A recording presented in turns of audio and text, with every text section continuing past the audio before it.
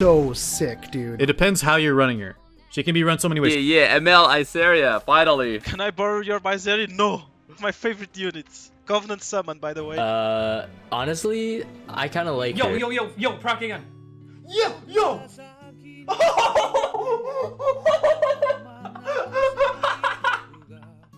Oh my god, that was incredible!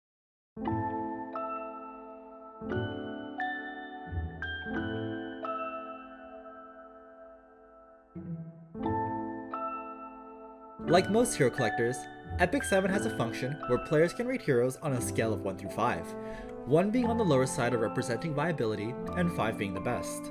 To see a hero reach a 1.1 rating though is almost unheard of. Heck, even Enot has a 2.6 rating. A 1.1 rating on a Moonlight 5-star hero, just what exactly went wrong there?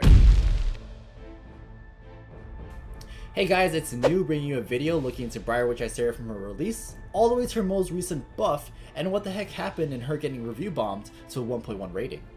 Comments and discussions from around her release were riddled with a ton of hype for the character due to her aesthetic appeal, paired with a tragic backstory.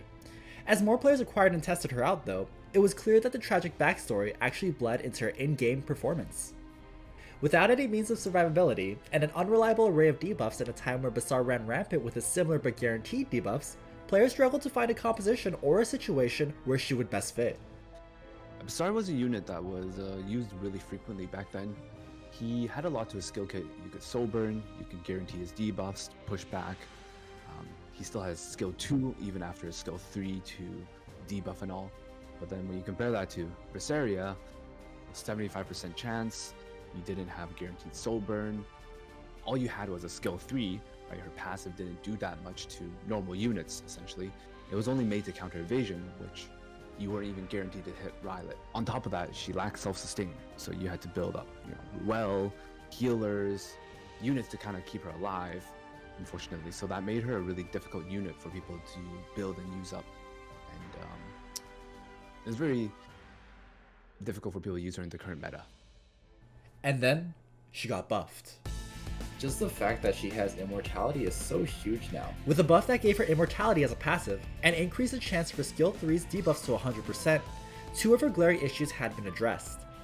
With that, the story of a hopeless witch comes to an end, as she now found her place in the meta, or that's where it should have ended. In the following days after her buffs went live, Briar Witch Iseria's hero rating dropped hard, going from a 3.4 rating to the lowest possible score of a 1.1. According to players, the balance change failed to address what many felt was her sole purpose, and that was to counter Remnant Violet. While her debuff chances were increased, her chance to actually hit Remnant Violet was not guaranteed. So Rylet was a unit that, as he dodged, he would be able to build up stacks. And Iseria, a unit that was released, was essentially her skill kit was made to counter him. That's what it seems like. Her passive allows her to hit evasion, her skill 3 allows her to strip, unbuffable, and attack down. But the moment you miss that, which she still wasn't guaranteed a chance to hit him, she essentially was rendered useless against Rylet. And that made her like a really single focused unit, right? That was her niche, counter a unit like Rylet pretty much. And I think that's what really made people upset, was that even after a buff, she wasn't able to actually fully counter him, or you couldn't guarantee anything against him. It's clear that there was a divided opinions across the board. While communities on Twitch and Discord praised her new buffs along with her performance that came with it, players on Reddit and in-game were quick to dismiss her changes, as the writing was on the wall on how bad she was despite the buffs.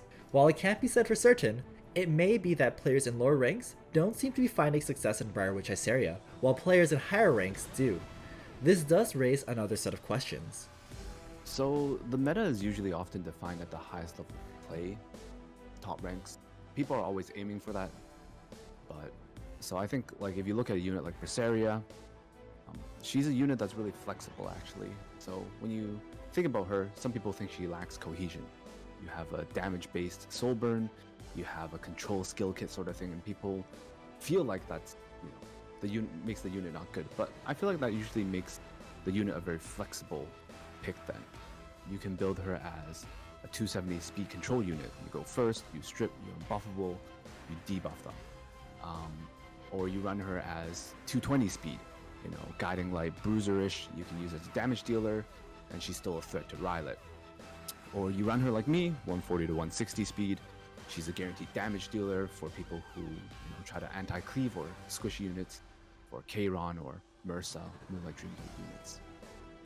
While we often showcase our heroes under desirable situations for our hero reveal trailers, we find it interesting when players start to develop strategies that go far beyond just that.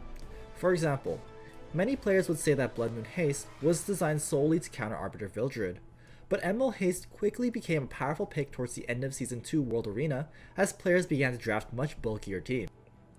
This doesn't mean that there's no intentions, of course. Players can understand from Briar Witch Iseria's skills that she has her own favorable matchups. But just because one matchup is favorable doesn't mean that the hero has to be used in just that sole role. Thanks for watching, everyone. If you want to see more of these types of videos in the future, be sure to hit that subscribe button, ring that bell, be notified, and I will see you all next time.